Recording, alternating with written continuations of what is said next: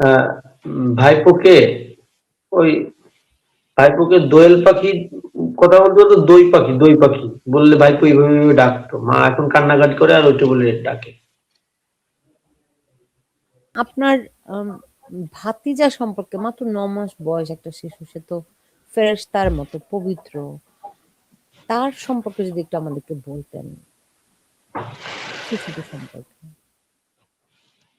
ভাতিজার সাথে তো আমি তো চাকরি করি। আমি এই ভাতিজার যেদিন থেকে আমাদের বাড়ি থেকে আসা ধরছে, আমি প্রায় সপ্তাহে মানে 1-2 সপ্তাহ পর পরই আসার চেষ্টা করি। আমার একটা মেয়ে আছে। আমার মেয়ের বয়স হচ্ছে 5 মাস। আমার ভাতিজার বয়স হচ্ছে 9 মাস। তা আমি আমার মেয়ের কাছে যতটুকু সময় দিছি, তার প্রায় কাছাকাছি সময় আমার ভাতিজারে কাছেও দেওয়ার চেষ্টা করছি। কারণ ওর বাবা নাই। ও পুরুষ মানুষ দেখলেই তাকে হাসি দিয়ে তার কোলে যাবে। মানে ও তো বাবার ইটা পায় নাই, যে বাবা কি জিনিস। ও পুরুষ মানুষ দেখলেই, আমার আম্মাকে বলতাম, আম্মা পুরুষ মানুষ দেখলেই এরকম করে কেন? করে ও তোর বাবার গন্ধ খোঁজে। তা আমার ভাইপো, ওর নাম হচ্ছে শেহজাদ হোসেন হাসান নাজিব। শেহজাদ রাখছে ওর মা, আর হাসান হচ্ছে ওর বাবার নামের সঙ্গে নাম, আর নাজিব রাখছে হচ্ছে ওর বাবা। তা তার জন্য অনুভূতিটা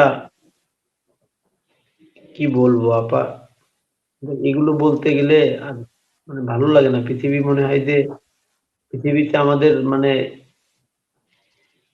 আমার আমার মানে দেখাতো দৃষ্টিতে তো মৃত্যুর তো কোনো কালভেদ সময় নাই, কিন্তু দেখা দৃষ্টিতে আমার কাফনের কাপড়টা আমার ভাইপো কিনবে, আর আমি আমার কিনা লাগছে আমার ভাইপোর কাফনের কাপড়। এটাই হচ্ছে সবচেয়ে বড় হৃদয় বিদারক ঘটনা।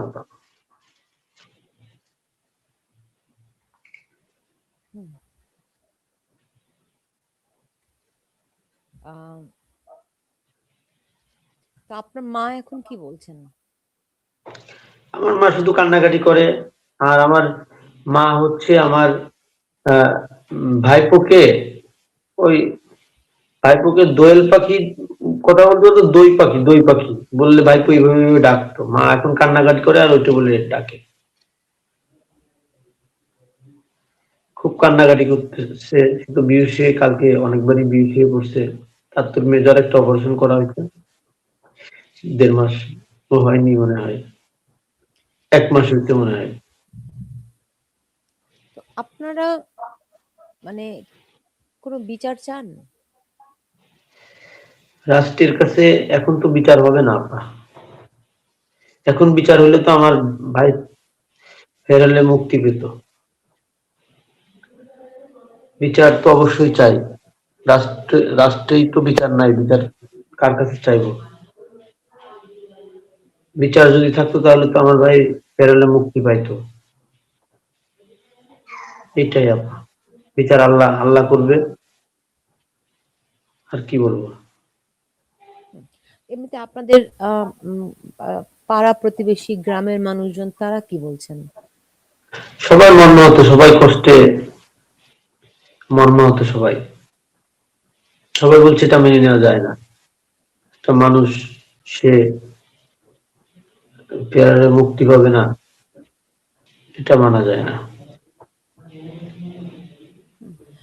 হুম। আর জেলখানায় আপনার ভাই, আপনি বলছিলেন যে সে শুধুই কান্নাকাটি করছে, দিন সময়গুলো সে কিভাবে কাটাচ্ছে, এটা ভাবিয়ে তো আমার বুকে ব্যথা করছে।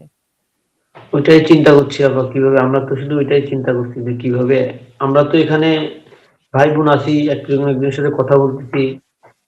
এই যে আপনার সাথে কথা বলতে বলতে 40 মিনিট সময় পার হয়ে গেছে। এটাও একটা সময় পার হয়ে যাচ্ছে, খারাপ সময়। কিন্তু আমার ভাই তো সেই সময়টা পাচ্ছে না।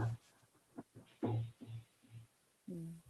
তাহলে তার প্রতিটা ঘন্টা প্রতিটা সেকেন্ড একটা বছরের সমান হচ্ছে। আওয়ামী লীগের কাছে আপনাদের কোনো দাবি দেওয়া আছে? কোনো বিচার চাওয়া কিংবা তাদের কিছু করণীয় আছে? আওয়ামী লীগের কাছে চাওয়া পাওয়া শুধু একটাই, যে আপনারা দেশে আছেন, কর্মীগুলোকে বাঁচান, এই দেশে সুশাসন প্রতিষ্ঠিত করেন, আর যেন দ্বিতীয় কোনো সাদ্দাম তৈরি না হয়, আর কোনো দ্বিতীয় সাদ্দামের হতাশার কারণে সাদ্দামের বউ এবং সন্তান যেন এই পৃথিবী মায়া ত্যাগ না করে, আর কোনো সাদ্দাম যেন কোনো কনস্টেবলের পাও ধরে না বলে যে আমার 1 মিনিট আমার হাত করাটা খুলে দেন, আমি একটু আমার ছেলেকে কোলে নিব। এটাই আওয়ামী লীগের কাছে আমার দাবি। তারা তো দেশে আসার মতো পরিস্থিতি কি আছে তাদের এখন?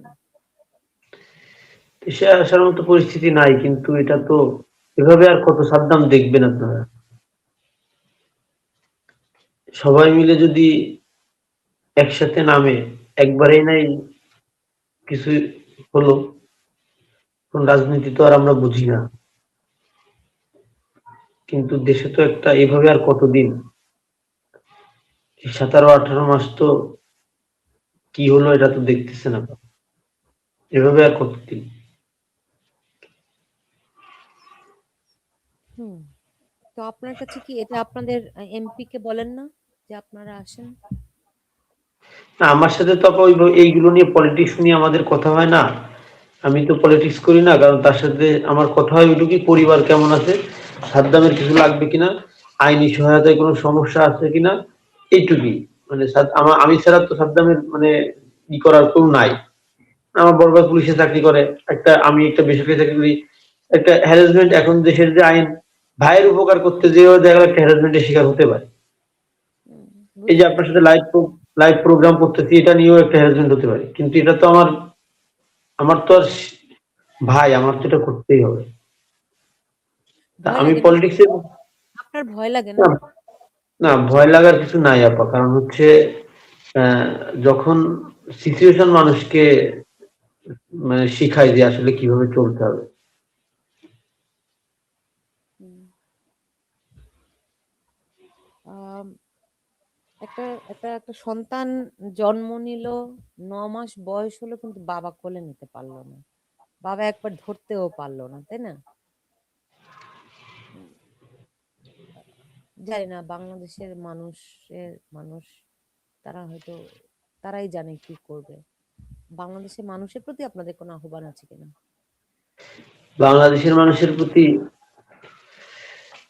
একটাই কথা, আপনারা ইনসাফ, ইনসাফ, যখনই শুনি একটা বক্তৃতা দেন ইনসাফ, ইনসাফ,